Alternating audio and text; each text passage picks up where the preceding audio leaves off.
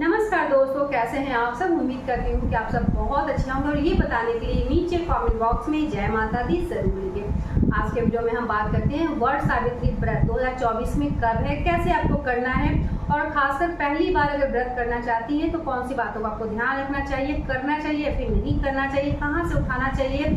और दूसरा जो है कि गर्भवती महिला यानी प्रेगनेंसी के दौरान व्रत को आपको कैसे करना चाहिए, कौन सी गलती है जो कि भूल कर भी आपको नहीं करना है। आज के वीडियो में हर एक चीज़ के बारे में जानते हैं, तो वीडियो को अच्छे से देख के कोई भी सवाल सुझाव या डाउट होगा नीचे कमेंट बॉक्स में जरूर बताएं।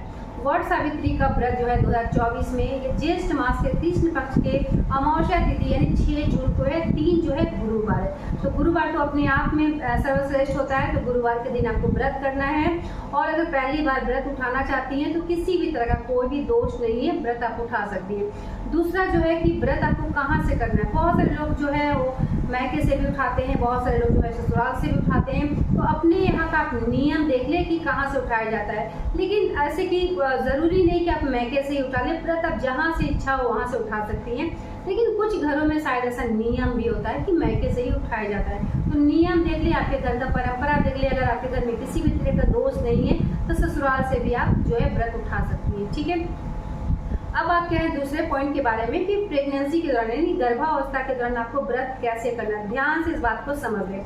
प्रेगनेंसी का कोई भी मंथ चल रहा, 1 से लेकर 9 मंथ के बीच कोई भी महीना अगर आप चल रहा तो व्रत अगर आप करना चाहती हैं, व्रत 3 तरीके से किया जाता है। एक तो आप है कि पूजा पाठ करके उसके बाद आप खाना खा सकती हैं, यानी नमक वाला चीज़ भी आप खा सकती हैं। दूसरा जो है कि पूजा पाठ करने के बाद आप फलाहार में रह सकते हैं, यानी आपको फल फूल ही साबुदाना हो यही सब आपको खाना है। तीसरा जो है कि आपको निर्जला जो व्रत रखना है। बहुत से लोग तीनों तरह का व्रत जो रखते हैं, लेकिन अगर आप प्रेग्नेंट है और प्रेगनेंसी के दौरान कुछ बातों को ध्यान देना बहुत ज़रूरी है, क्योंकि आपको टाइम टू टाइम आपको मेडिसिन लेना होता है, साथ ही गर्भ में शिशु को भी भोजन देना ज़रूरी है। तो इन सब बातों को ध्यान रखें। आपको व्रत जो है निर्जला रखने की कोई ज़रूरत नहीं है, आप खाना पीना पूजा पाठ करके खा सकती है। ये जो व्रत होता है पति के लिए होता है, अखंड सौभाग्य के लिए होता है, पति पर किसी भी तरह का आफत विपत ना आए।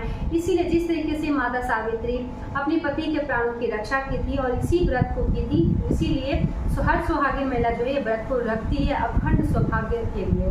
तो आपको ये व्रत तो रखना है, लेकिन व्रत करते वक्त कुछ बातों को ध्यान रखना है। सबसे पहले तो आपको निर्जला नहीं रखना है। अगर आप चाहें तो फलाहार पर रह सकती हैं, लेकिन अगर नहीं भी रहना चाहती हैं तो भी आप पूजा पाठ करके जो है वो खाना पीना खा सकती हैं, ठीक है।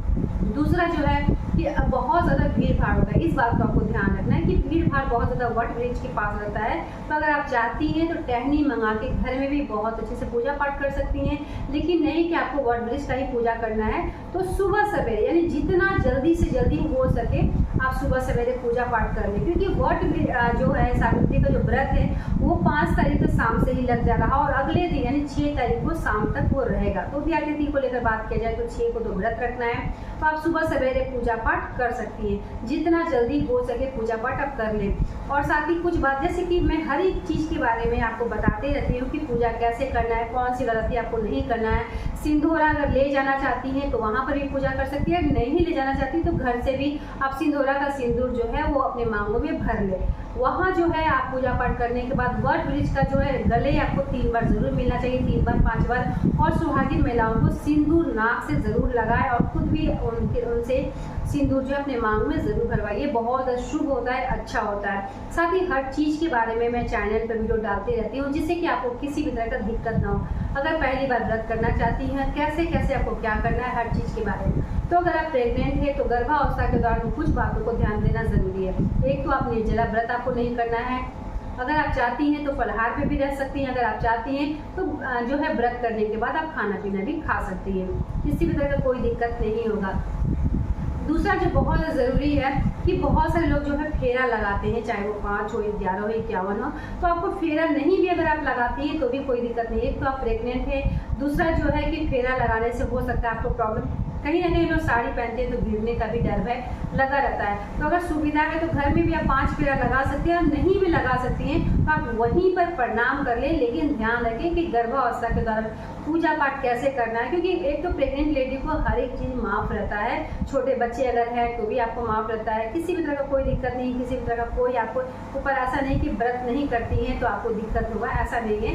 गर्भावस्था के दौरान कुछ बातों को ध्यान देना ज़रूरी होता है, क्योंकि गर्भ में शिशु है और आपको व्रत व्रत भी रखना है और शिशु का ध्यान भी रखना है, तो दोनों काम आपको एक साथ करना है। तो ध्यान रखें, छोटी छोटी बातें हैं, इन सब बातों से कहीं ना कहीं दिक्कत भी हो सकता है, और थोड़ा सा परहेज, थोड़ा सा सावधानी अगर आप रखती हैं तो आगे चलकर आपको ही कहीं ना कहीं अच्छा रहेगा। तो इन सब बातों को समझ लें। और पहली बार व्रत करना है या फिर नहीं करना है, बर वृक्ष की पूजा कैसे करना है, आयपन कैसे बनाना है, कौन सी चीज़ आपको ले जाना ज़रूरी होता है, हर चीज़ के बारे में छोटी से छोटी जानकारी भी मैं अपने वीडियो द्वारा आपको देती हूँ, जिससे कि आपको किसी भी तरह का दिक्कत ना हो। तो उम्मीद करती हूँ कि मेरे द्वारा दी हुई जानकारी से कहीं ना कहीं आपको लाभ ज़रूर भी मिलेगा। कोई भी सवाल, सुझाव, डाउट होगा नीचे कमेंट बॉक्स में ज़रूर बताएं। मिलते हैं एक नए वीडियो के साथ, तब तक के लिए धन्यवाद।